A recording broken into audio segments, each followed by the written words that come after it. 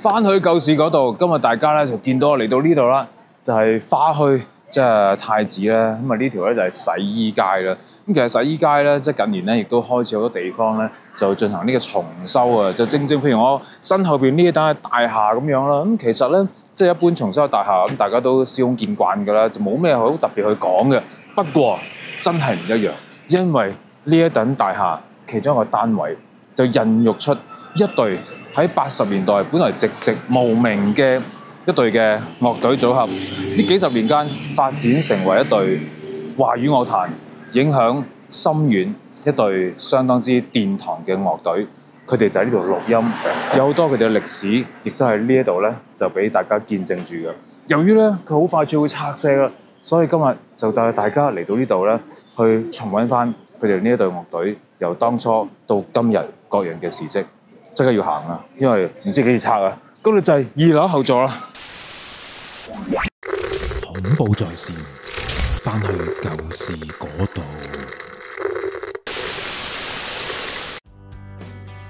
最難忘就係我哋嗰個2樓後座啦，嗰個 band 房啊，即係一齊去裝修啊，有好多嘢都係自己即係落手落腳做嘅，因為冇錢啦，甚至乎好窮嘅，應該唔係話冇錢啊，即係由朝頭早返學，夜晚去夾歌，即係或者有啲人朝頭早返工，夜晚去夾歌，咁其實都幾辛苦嘅。而家睇返辛苦，後生唔覺嘅。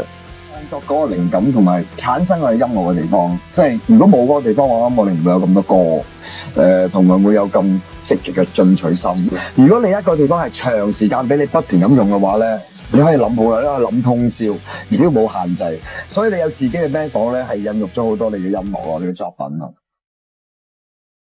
嚟到呢唐樓咧，我梗係選擇行呢樓梯啦，因為咧掂下呢啲樓梯，你都知佢個歷史啦，係咪先？哇！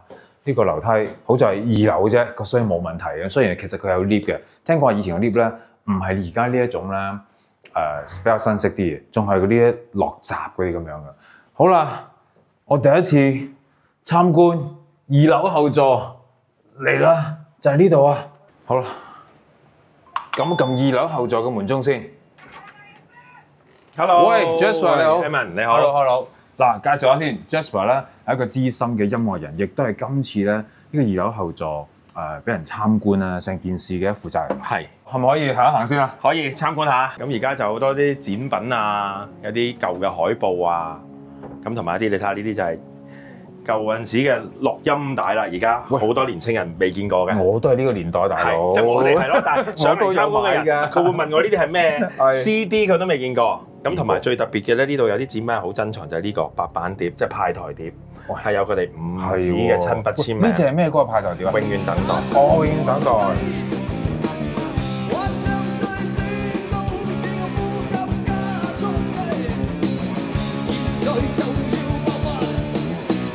亦都有本書啦，亦都見到有佢哋親筆簽名。喂，但係白板碟係有樣喎，呢張真係冇樣嘅。白板碟，當年嘅白板碟喎，1987年嘅白板碟喎。有啲人有嘅，咁可能佢哋獨立公司嘛，始終嗰陣時。所以係樣都冇。冇嘅。真係叫白板碟。係啦，都係我當年睇嘅91年演唱會同89年演唱會嘅門票。哇！嗱，呢個位置咧就係而家一個廳啦。係。以前都係佢哋。以前都係廳嚟嘅，你嗰個位就係放電視機。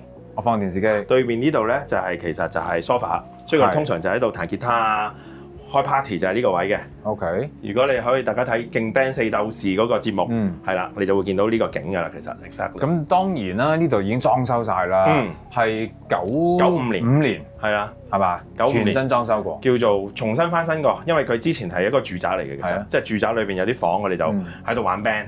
冇隔音嘅，所以特別嘈。就俾人陳白投訴啦，報警係啦。咁但係後尾佢哋95年3子，即係叫做佢哋出咗名啦，亦都揾到啲錢，裝修過呢度，成為咗專業嘅錄音室咯。咁所以而家即係好多歌手啊，除咗佢哋 Beyond 之外，都會喺度錄音。OK。咁同埋亦都一粒聲都聽唔到嘅，樓上樓下。係啊，好專業嘅。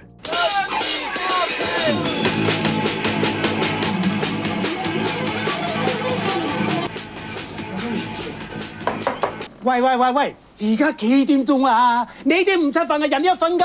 好，我哋入嚟參觀下。好啦，嗱，其實咧，即係而家呢度就裝修得好華麗咁樣啦。可唔可以簡單講下，其實啊，以前呢啲係咩位置咁樣啦？裝修前咧，其實呢一間係一間房嚟嘅，即係其中一間房就係租出去俾一對夫婦同婆婆住嘅間房，係啦。咁當時嘅走廊就係後邊呢度有條走廊，咁呢邊又係房，對面又係房，咁樣咯。咁呢間就係其實有窗嘅一間房咯。係啦。咁即係 Beyond 嗰陣時候真正攞嚟做音樂啊玩嘅時候咧，可能得一間好少位置嘅啫喎，係得一間，我諗100零尺嘅房咯。喂，我見到呢一個係咪可以攞㗎？可以俾你發現到。呢個係一件古董嚟㗎。古董嚟㗎喎，你介紹下啦。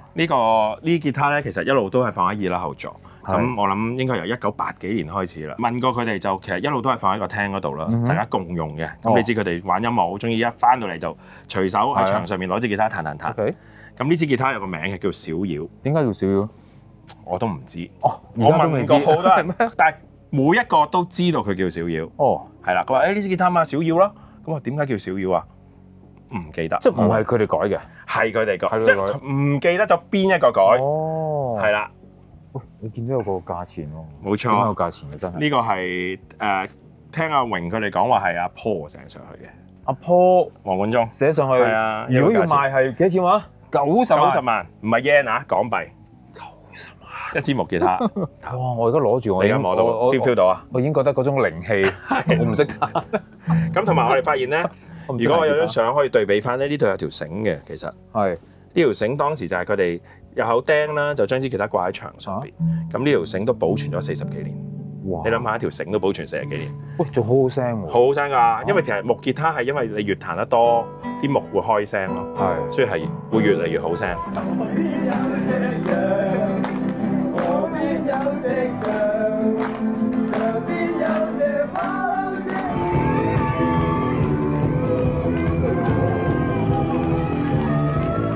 好啦，入到嚟呢一個啦，好專業嘅錄音房。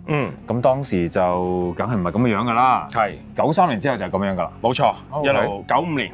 95年一路保持，即係保存住佢哋3子一路都喺度玩，都係呢間房嚟。就係呢度啦。哇！呢套鼓有歷史喎。有歷史係啦。而家我哋擺喺呢度，呢套鼓咧，其實就係當年2005年啦，Beyond 佢哋最後一個告別演唱會，香港嘅喺紅館。最後一場用完之後，世榮就帶咗佢翻嚟到而家。05到而家都啱啱好20年啦。哇！都20年啦。而家冇乜點用㗎啦嘛都。都有啊，因為而家其實錄音室都仲有租俾人去錄音㗎嘛，有啲新嘅樂隊啊、歌手啊。OK。好中意呢個英文。If the music is too loud, you're too old。係。就係講榮嚇話俾阿陳伯聽。陳伯聽係啦，陳伯當年就估唔到，原來一隊咁偉大嘅香港樂隊就係住喺佢哋隔離喺度玩 band。好啦，再睇下呢一度有啲咩特別嘢先。呢度有個 M 好特別喎，係嘛？冇錯，呢個牌子 EV， 呢個 EV 就係一個喺呢度就係一個 monitor 啦，即係譬如你唱歌會反聽翻自己一啲歌聲啦。咁呢個亦都係家駒年代，即係八幾年嘅時候一路保存到而家嘅。都係另外一件古董，用唔用到嘅咧？你用到，都用到，我哋用緊㗎，仲係，係啊。喂，我突然見到啲嘢喎 ，Jasper， 請問呢個神像係有一個神像，係咪係咩㗎？喂，佢有把刀，鐘馗嚟㗎喎，係，仲要踩住一個魔鬼，類似喎。喂，點解有呢個神像嘅？呢一個嚟講咧，我叫做開頭入嚟呢個2樓做嘅時候，我都同你一樣，鐘馗有聽過佢嘅故事啦，係啦。咁我都亦都親自即係叫做同阿榮世榮去講，問下佢，究竟點解呢間房要擺呢個神像啊？咁阿榮咁佢我諗應該知嘅，咁但係佢就可能答得比較玄妙啲，咁佢就話總之擺喺度就係 for 啲事好嘅。哦，係啦，咁啊大家明啦，大家諗下啦，大家明啦。不過佢又真係冇話真係裝香嘅，佢純粹一個冇像咁樣嘅啫，係咪啊？一個坐鎮係啦。點都有少少，即係我哋翻去舊時嗰度，梗係講少少關於呢啲嘢㗎啦。點知真係有啲嘢喎，唔止啊，陣間仲有啊。喂，我見到仲有張相喎，呢張相係 Beyond 4子嘅一張相。幾多年啊？92年係咪啊？呢一張相嚟講咧，我哋未開放參觀嘅時候咧，其實呢度就真係 for 錄音室工作。咁其實冇乜特別嘅 Beyond 嘅海報啊、擺設，冇嘅，乜都冇嘅。係啦，因為純粹一個錄音室。咁因為而家我哋開放咗，所以先至添置翻問阿榮佢攞翻一啲即係舊有嘅簽名海報啊，去裝飾翻俾大家攞翻個感覺啊嘛。係。咁但係而呢一張即係佢哋 Beyond 4個人嘅相咧，就一直都放喺度。我都有問過即係其實我哋錄音室都有錄音師啦，就係聲樂隊嘅輝哥啦。咁佢都同我講過，呢張相就一路擺喺度啦，就即係叫啲 fans 就唔好特別去觸碰到啊，或者去摸到嘅。係啊，唔喐得嘅，要放喺呢個位嘅。要放喺呢個位嘅。係啦。咦？有冇原因㗎？又我都唔知，我都好想知道。哦，又有兩個玄機喎。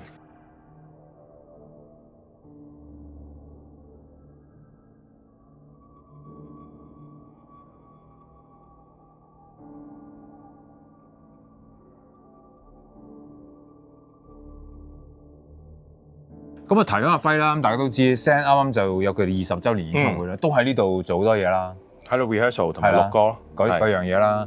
咁咧，阿興咧曾經話過俾我知嘅，以前佢哋喺度錄音嘅時候，係啦，以前都成日上嚟啊。喂，呢個錄音室有啲料到喎，你有冇聽過？我真係冇喎，冇聽過，我都係聽，我都係，咦？你話有咩？我都係啦，想聽下你講。好啊，不如我哋一齊重溫翻阿興曾經講過呢個錄音室嘅一啲靈異事件先。2樓後仲好多音樂人嘅回憶嚟嘅喎。係啊，亦都好多鬼故嘅回憶啊！正，我個拆嘅就可以講啊，俾你。我真係唔係好知喎呢個。冇人，其實冇乜人知嘅，只係裏邊嘅人知唔知嘅。咁你係有咩經歷啊？我唔係好正㗎，上面佢哋嗰陣時嗰個 producer 同我哋傾偈喺度講過，2樓咧我哋叫2樓嘅，2樓咧佢個 control room 咧，即係譬如我對住呢個係 control room 啦，呢度有排掣啦，佢個右手邊嘅上面咧係有2個 CCTV 喺度嘅，一個咧就照住個門口，一個咧就照住個廳嘅 ，OK， 咁跟住咧就嗰2個 CCTV 下面咧就有個鐘，嗰個鐘咧係嗰啲類似消防局嗰啲咧，紅色會轉嗰啲咧，嗰啲鐘嘅，即係佢點解有個鐘喺度咧？就係因為可能譬如講緊過咗夜晚12點或者太夜啊，裏邊錄緊嘢嘅時候咧，冇人聽到門鐘咧，就靠嗰個鐘轉，就知道有人撳鐘啦。咁嗰個鐘咧就好得意嘅，每逢夜晚12點鐘搭正咧，就會轉噶啦。哦。係啊，次次都轉㗎。我哋咧直有陣時咧坐喺上面咧等咯，真係轉啊！好開心啊你。跟住曾經亦都有人有試過係呢個係幾恐怖嘅一件事。咁有人撳鐘轉，咁出去開門係冇人嘅。咁啊，再當啲人玩啊，再撳再轉再開。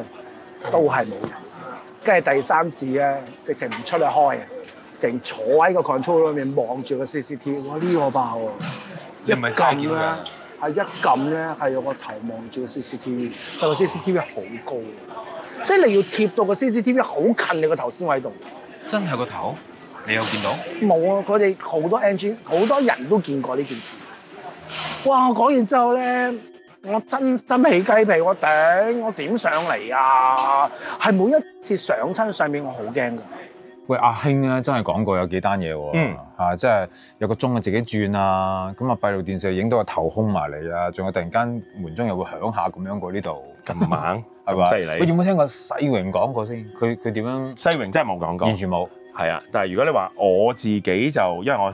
呢一年啦，都成日喺度即係做嘢啦，有時一個人或者甚至乎一班人喺度做緊參觀嘅時候，即係周不時都會有門鐘響，即係撳鐘係啦。咁我不期即係因為有人嚟參觀啊嘛，咁我當然會開門。係啊，但係無論我一個人嘅時候或者參觀緊嘅時候，往往開門出邊都係冇人嘅。咁我開頭覺得係咪有人整蠱咧？咁但係因為佢出邊有條走廊。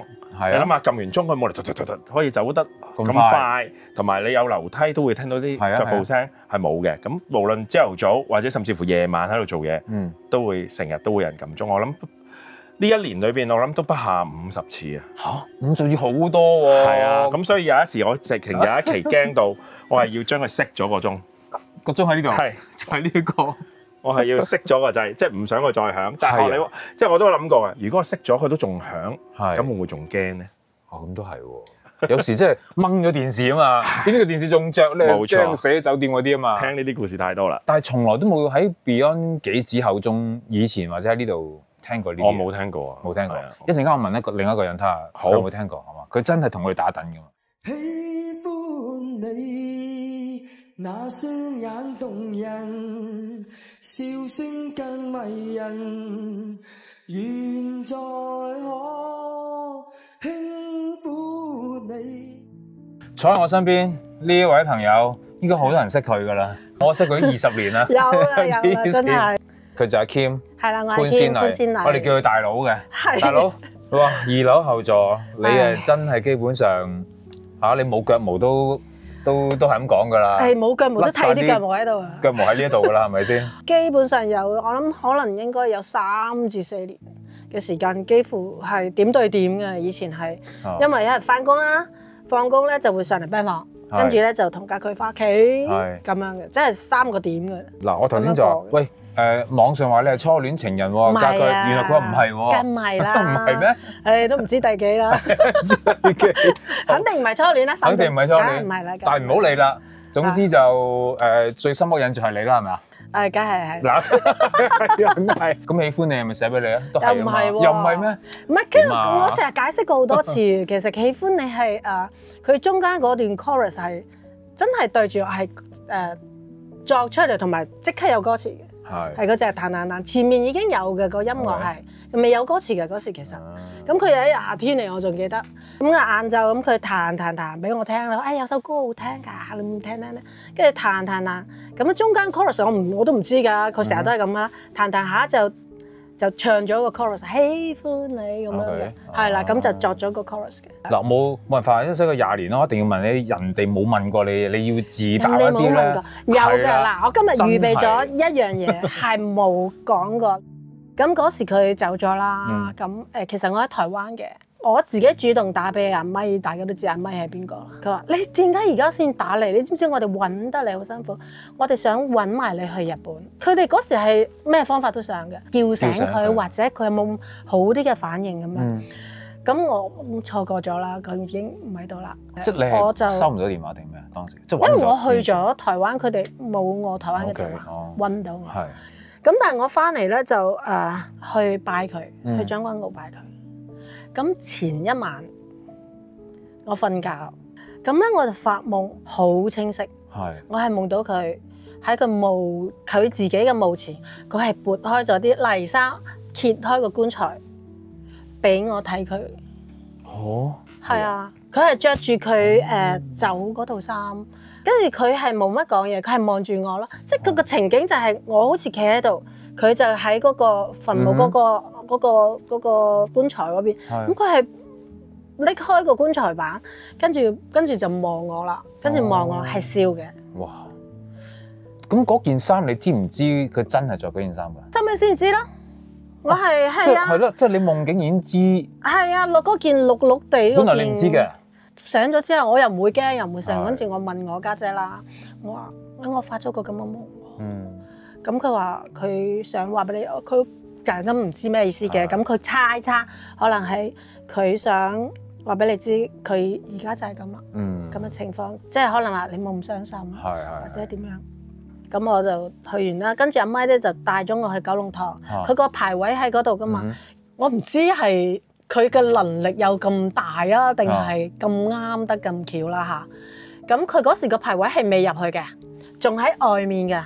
咁我就忍唔住啦，跟住我見到佢排位，唔知係有個訊息定係乜嘢？跟住我見到佢眼，跟住外面落雨，突然間落雨嗰日係好好天嘅，其實。你睇我去上將軍澳啊，再落翻嚟啊，完全係曬到咩咁。跟住突然間落雨，我都窒一窒，跟住就嚟啦，就開始叭叭聲咁喊，係啦，跟住我仲攬住阿咪喊，跟住啦平息咗之後咧，我哋就走啦，咁我哋就翻上 band 房，就翻上 band 房嘅。咁咧，當我喊完，跟住我哋要走嘅時候，我踏出去雨停。哦，咁啱。好，即係啲時間。我唔知啊，當巧合啦，即係啦，哇！嗰啲咧，你真係嚟催淚咩？你而家已經喊嘅咧，你仲要催我淚，跟住所以真係忍唔住，大家都喊跟住翻嚟就上嚟 band 房。OK。咁上嚟 band 房嗰時仲係一入門口都係嗰張梳化，即係舊，仲未裝修嘅。咁就得阿咪同我兩個上咗嚟啫。咁我就坐喺個梳化椅度，咁我突然間係全身起晒雞皮，係凍嗰啲咧，靜咧，跟住我同阿咪講，嗰時係夏天嚟噶嘛，跟阿咪講家駒喺度，係啊，咁我直情覺得佢坐咗喺度，個感覺係好強烈嘅，係凍到咧，嗰啲凍就係嗰啲你根本都又冇開冷氣又冇食。咁當然佢翻嚟都好正常啊！呢個地方係，我冇啊，我冇驚嘅，全程係冇任何驚，係只有感動。OK，係啦，呢一個第一次講出嚟。多謝阿 Kim， 我又聽到你一個訪問嘅，咁就係話阿家駒都好中意咧，就叫啲女仔年輕嗰啲啦，就上嚟玩嘅。有一日就聽講話咧，就約咗班人上嚟嘅。咁結果咧。就喺樓下可能太心急，上邊有女啊咁樣啦，但係樓下就唔係因為女啦，OK 就裝修緊，就搭晒棚。我都識嘅，因為我冇記錯嘅話，其實嗰一晚係我就冇上嚟，我係車裡面我唔上嚟嘅。係咁，因為好大雨。落車佢就衝，係啦。咁下低啱啱咧搭棚，咁一個棚咧就衰喎，唔知點解整得咁低。咁佢衝，啪一聲就撞到呢個。跟住我聽阿 Jennifer，佢哋上到去。阿陳漢師講，就話佢一開門見到家駒，嚇死人，爆光，係啊，嚇死佢咁樣喎，係嘛？跟住即刻入咗醫院咯，入咗講話。跟住我聽你講，因為佢真係有少少拉喺呢度。係啊，呢個位啊。係咪？咁因為佢神婆啊嘛，唉都唔知會唔會影響。我覺得係嘅，因為呢個有啲嘅年輕咩係啊，30歲後開始起鼻運嗰啲噶嘛，係咯，我諗可能都有影響嘅。如果俾你講喺呢度發生一件最深刻嘅事，你係記得一件咩事咧？應該係佢俾困咗我喺房，幫佢寫嗰個昔日舞曲咯。